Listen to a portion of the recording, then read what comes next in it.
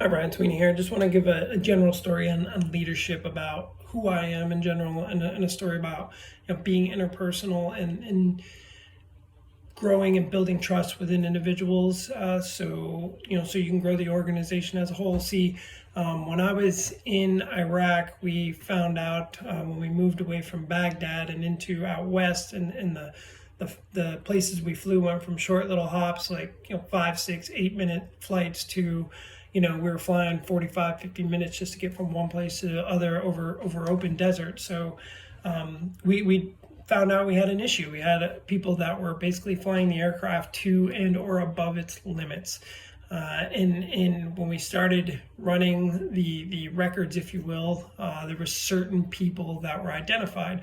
But before we knew that who those people were, my general manager, my boss, came out and said, "Hey, we have an issue. I'm going to talk about it tonight. Make sure everybody's there."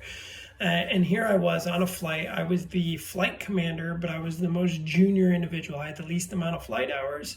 I was the most senior ranking person, but I was the only one in the flight that wasn't rated as a pilot in command. So I had two pilot in commands flying behind me, and then of my pilot in command flying with me. And of course, we found in our situation where we were basically flying at our max capability across the desert, and the aircraft behind us was kind of maneuvering behind us, above us, around us, in flight, keeping things fun or interesting, if you will, for them.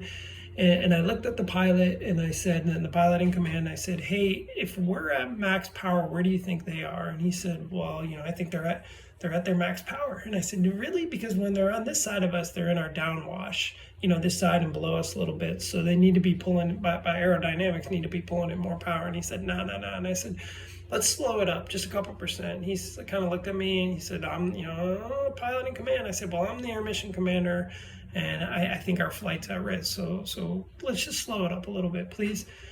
So he did decide to slow it up, which caused the aircraft behind us to slow it up a little bit. Well, we came in and landed. We went to our briefing from the commander, and he basically read out the names of people and the number of times they overtorqued the aircraft or flew outside the aircraft limitations.